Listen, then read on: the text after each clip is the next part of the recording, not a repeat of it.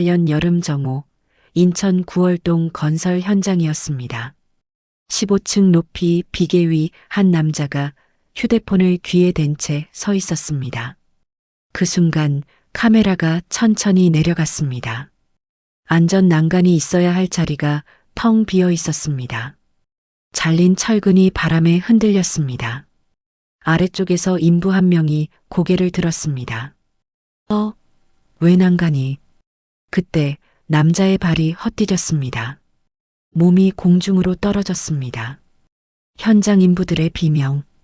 헬멧이 공중에서 회전하며 떨어졌습니다. 그로부터 7년 후 2025년 겨울이었습니다. 서울 구로구 낡은 국밥집 창가에 69의 한 남자가 앉아 있었습니다.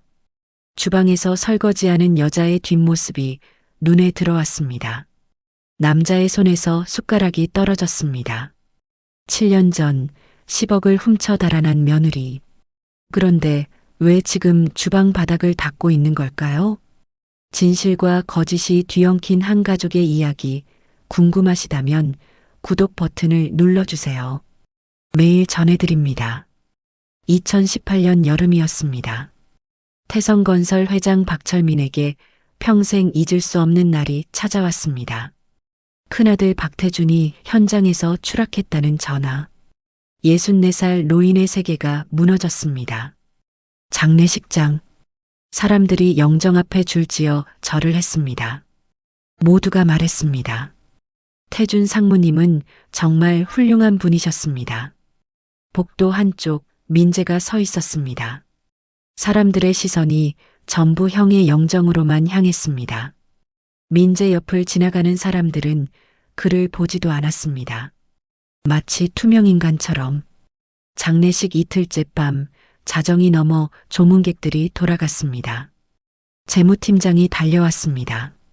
비자금 계좌에 있던 10억이 사라졌습니다. 새벽 4시 큰 며느리가 캐리어 끌고 택시를 탔습니다. 민재가 말했습니다. 형수님이 요즘 카드값이 너무 많이 나왔다고 형이 얘기했었어요. 박철민은 확신했습니다. 며느리가 돈을 훔쳐 달아났다고. 민재가 팔을 잡았습니다. 이게 세상에 알려지면 회사는 끝입니다. 입 다물어. 모두 입 다물고 있어. 그날 새벽 윤미선은 두 딸의 손을 꼭 잡고 장례식장을 나왔습니다. 손에 쥔 건 300만 원이 전부였습니다. 구로구 반지하 방. 곰팡이 냄새가 진동했습니다. 300만 원은 보증금과 2달 월세로 사라졌습니다. 미선은 새벽 청소, 낮 식당 일반 편의점, 3군데 일을 했습니다. 하루 4시간씩 자면서 버텼습니다. 수아의 심장약, 하늘이의 천식약. 매달 병원비 70만 원이 나갔습니다. 통장에는 늘 마이너스만 찍혔습니다. 7년이 흘렀습니다. 한편 박철민은 넓은 집에서 혼자 살았습니다. 밤마다 태준의 방 앞을 지나칠 때면 손이 떨렸습니다. 문손잡이를 잡았다가 놓았습니다. 들어갈 수가 없었습니다. 약장을 열었습니다. 심장약, 수면제, 혈압약. 손이 떨려 약통을 떨어뜨렸습니다. 알약들이 바닥에 굴러다녔습니다. 거실 소파에 앉아 빈 집을 바라봤습니다. 텅 빈 공간, 텅 빈 가족. 10억을 훔친 도둑으로 세상은 믿고 있었지만 미선의 손에 쥐어졌던 건 300만 원이 전부였습니다. 그날 국밥집에서 시아버지와 눈이 마주쳤을 때 미선은 알았습니다. 더 이상 숨을 수 없다는 거려. 7년간 감춰왔던 진실이 이제 세상에 드러날 때가 왔습니다. 국밥집에서 미선을 본 그날 밤 박철민은 잠을 잘 수가 없었습니다. 10억을 훔친 사람이 왜 저렇게 살까요? 왜 주방 바닥을 무릎 꿇고 닦아야 할까요? 새벽 2시 박철민은 2층으로 올라갔습니다. 큰아들 태준의 서재. 7년 동안 한 번도 열지 않은 방. 박철민은 결국 문을 열었습니다. 맨 밑 서랍 깊숙한 곳에서 검은색 가죽 노트가 나왔습니다. 업무일지, 아버지께 보고할 것. 박철민은 떨리는 손으로 첫 장을 펼쳤습니다. 5월 15일. 사무 현장 안전 점검 서류에 이상한 점 발견. 6월 3일. 예산 항목에서 5억이 누락. 추적 중. 7월 2일. 민재가 금고 앞을 서성였다. 8월 15일. 민재와 심하게 다퉜다. 현장 안전 문제를 지적했더니 화를 냈다. 마지막 장. 8월 20일. 내일 아버지께 이 노트를 드려야겠다. 회사에 큰 문제가 있다. 그 다음 날 태주는 추락했습니다. 박철민은 노트를 꼭 쥔 채 바닥에 주저앉았습니다. 가슴을 움켜쥐었습니다. 숨이 막혔습니다. 심장이 미친 듯이 뛰었습니다. 손이 떨려 벽을 짚었습니다. 온몸에서 식은땀이 흘러내렸습니다.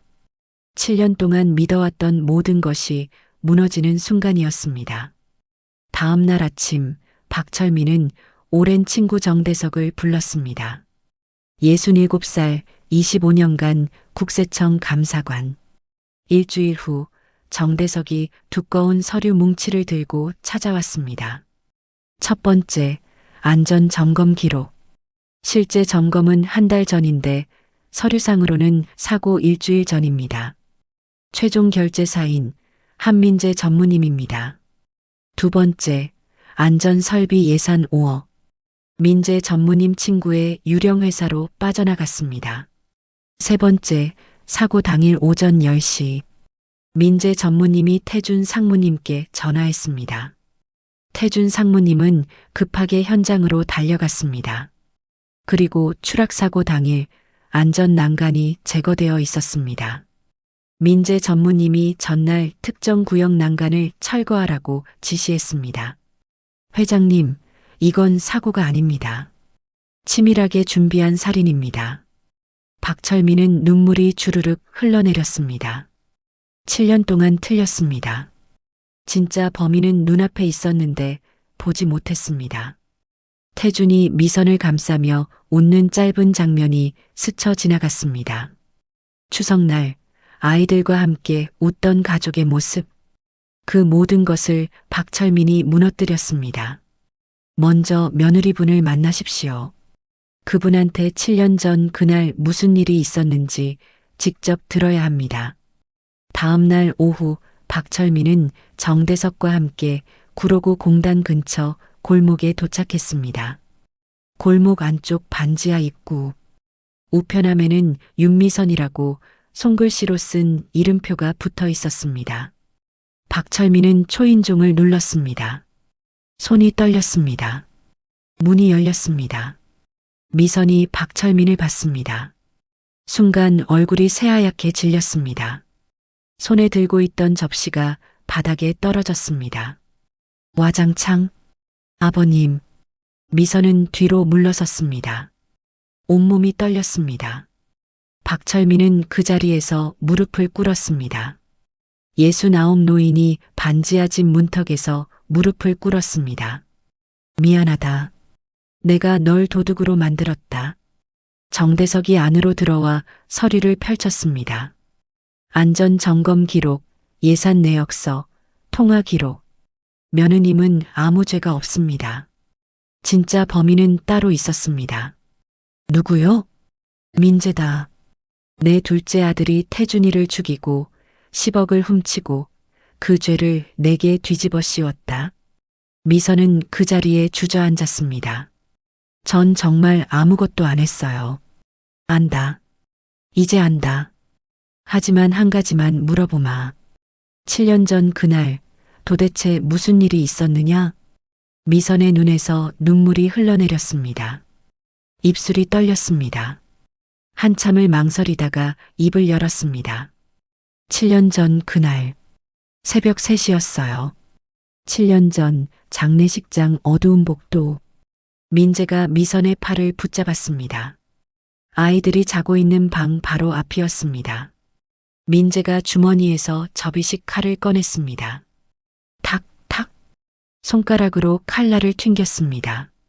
형수, 회장님이 돈 없어졌다고 하시는데 혹시 형수가 가져간 거 아니에요? 아니에요. 전 아무것도 몰라요. 중요하지 않아요. 회장님은 이미 형수를 의심하고 있어요. 안 나가면 애들이 어떻게 될지 모르죠. 남편 죽은 것도 형수 탓, 돈도 형수 탓. 애들 인생도 끝나요. 민재가 바닥에 돈뭉치를 던졌습니다. 300만 원이었습니다. 1시간 안에 나가세요. 다시는 나타나지 마세요. 미선은 떨리는 손으로 돈을 집었습니다. 눈물이 주르륵 흘러내렸습니다. 화면이 다시 현재로 돌아왔습니다. 반지하 집 미선이 박철민을 바라봤습니다. 저는 도망친 게 아니었어요. 쫓겨난 거였어요. 칼의 협박에 무릎 꿇고 쫓겨난 거였어요. 박철민은 고개를 숙였습니다. 손으로 바닥을 쳤습니다. 미안하다. 정말 미안하다. 회장님, 이제 한민재를 잡아야 합니다. 일주일 후 박철민은 민재에게 문자를 보냈습니다. 내일 저녁 8시 회장실로 올라오너라. 상속 이야기 좀 하자. 그날 오전 정대석은 회장실에 소형 카메라 4대와 녹음기를 설치했습니다. 완벽한 증거를 만들 시간이었습니다. 저녁 8시 민재가 회장실에 들어왔습니다. 얼굴에는 환한 미소가 걸려 있었습니다. 아버지, 부르셨습니까? 박철민은 책상에서 서류를 하나씩 꺼냈습니다. 안전 점검 기록. 탁. 예산 내역서. 탁. 통화 기록. 탁. 현장 사진. 탁. 그리고 마지막으로 태준의 검은 노트. 내 형이 남긴 거다. 죽기 전까지 내 행동을 전부 기록했더구나. 민재의 얼굴에서 여유가 사라졌습니다. 이마에는 식은땀이 맺혔습니다.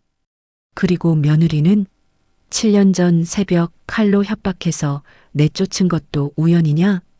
그 순간 민재의 안에서 뭔가가 터졌습니다. 그래요. 제가 했습니다. 박철민은 책상 아래 녹음기 버튼을 살짝 눌렀습니다. 빨간 불이 깜빡였습니다. 전부 다 제가 한 겁니다. 안전 예산 빼돌린 것도, 점검 서류 조작한 것도, 난간 제거한 것도, 형을 현장으로 부른 것도. 왜 그랬느냐? 민재가 소리쳤습니다. 얼굴이 일그러졌습니다. 전 평생 그림자였어요. 형은 친아들이고 전 입양된 아이였어요. 뭘 해도 형만 못했어요. 형만 없어지면 저도 한 번쯤은 아버지의 진짜 아들이 될 줄 알았어요. 민재는 양손으로 얼굴을 감쌌습니다. 눈물이 손가락 사이로 흘러내렸습니다. 형이 눈치채기 시작했어요. 어쩔 수 없었어요. 그날 형을 급하게 현장으로 불렀어요. 안전 난간 없는 곳으로요. 회장실 문이 열렸습니다. 형사 2명이 들어왔습니다.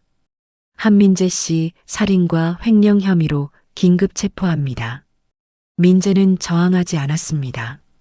수갑을 찼습니다. 2달 후 법정. 대형 화면에 회장실 영상이 재생되었습니다. 민재의 자백 장면. 민재의 일그러진 얼굴이 클로즈업 되었습니다.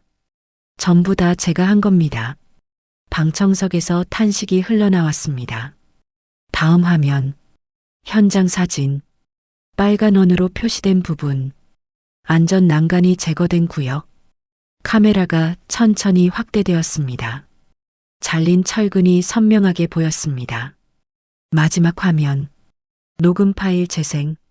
민재의 목소리가 법정에 울려 퍼졌습니다. 형을 급하게 현장으로 불렀어요. 안전 난간 없는 곳으로요. 증인 윤미선이 증인석에 섰습니다. 칼을 꺼내 보이면서 협박했습니다. 안 나가면 아이들이 어떻게 될지 모른다고. 300만 원을 던져주면서 1시간 안에 나가라고 했습니다. 저는 단 1원도 가져가지 않았습니다. 300만 원만 받았고 그것도 한 달 만에 다 썼습니다. 박철민이 일어났습니다. 저는 아들을 둘 잃었습니다. 한 명은 죽음으로, 한 명은 죄로. 그리고 저는 며느리를 7년 동안 도둑으로 만들었습니다. 재판장이 판결문을 읽었습니다. 따라서 본 재판부는 피고인에게 징역 18년을 선고합니다. 망치가 내려쳤습니다. 그날 7년 만에 미선의 누명이 벗겨졌습니다. 2025년 5월 따뜻한 봄바람이 부는 날이었습니다. 인천 앞바다가 내려다 보이는 납골당. 박철민, 미선, 수아, 하늘이가 태준의 위패 앞에 섰습니다. 태준아, 아버지다. 내 노트 덕분에 진실을 밝혔다. 내 동생은 지금 감옥에 있다. 18년형을 받았어. 미선이와 아이들 다시 우리 집으로 데려왔다. 여보, 저예요. 7년 동안 당신 생각 안 한 날이 없었어요. 당신이 남긴 노트 덕분에 우리가 살았어요. 고마워요. 아빠, 제가 우등상 받았어요.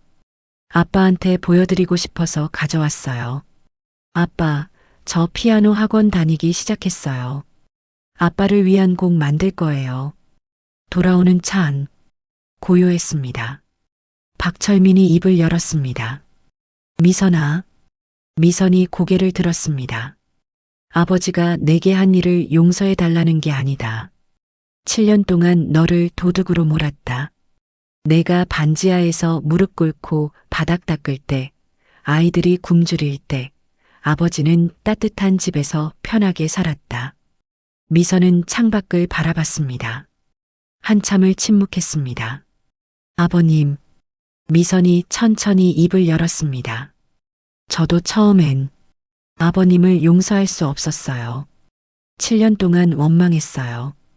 왜 저를 믿어주지 않으셨냐고. 왜 한 번도 찾지 않으셨냐고. 박철민은 고개를 숙였습니다. 하지만 이제는 알아요. 아버님도 속으셨다는 걸. 아버님도 아들을 잃은 아픔 속에 계셨다는 걸. 미선은 눈물을 닦았습니다. 용서는 시간이 필요해요. 하지만 아버님이 무릎 꿇으신 그날 처음으로 생각했어요. 이제 다시 시작할 수 있겠다고. 박철민은 미선의 손을 꼭 잡았습니다. 너는 우리 가족을 지켜낸 사람이다. 300만 원으로 7년을 버텼다. 협박당하고 쫓겨났지만 아이들을 포기하지 않았다. 내 진짜 며느리는 너였다. 항상 너였다. 미선이 목이 메었습니다. 아버님, 저도 노력할게요. 천천히요. 이제부터 아버지가 내 편이 되어주마. 남은 인생 동안 아버지 노릇 제대로 하마. 두 사람은 한참을 말없이 손을 잡고 있었습니다. 집에 도착했습니다. 햇빛이 잘 드는 거실. 박철민이 새 가족 사진을 벽에 걸었습니다. 액자 한쪽에는 태준의 작은 사진이 함께 붙어 있었습니다. 이제 우리 가족 사진이다. 그날 밤 미선은 작은 공책을 꺼냈습니다. 펜을 들었습니다. 떨리는 손으로 첫 줄을 썼습니다. 여보, 오늘 아이들이랑 당신 묘에 갔어요. 수아가 상 받았다고 자랑했어요. 하늘이는 피아노를 배우기 시작했어요. 7년이 걸렸지만 이제야 당신한테 할 말을 찾았어요. 고마웠어요. 당신이 남긴 노트가 우리를 지켜줬어요. 그리고 미안해요. 당신 없이 살아야 했던 이 7년이 너무 길었어요. 하지만 이제는 조금씩 괜찮아질 것 같아요. 아버님이 사과하셨어요. 저도 용서하려고 노력하고 있어요. 천천히요. 우리가 다시 가족이 될 수 있을 것 같아요. 당신이 지켜보고 있다면 이제 편히 쉬어도 돼요. 우리는 괜찮아요. 미선은 공책을 덮었습니다. 창밖을 바라봤습니다. 벚꽃이 바람에 흩날렸습니다. 7년 만에 한 집안에 다시 봄이 찾아왔습니다. 이것이 한 가족의 이야기입니다.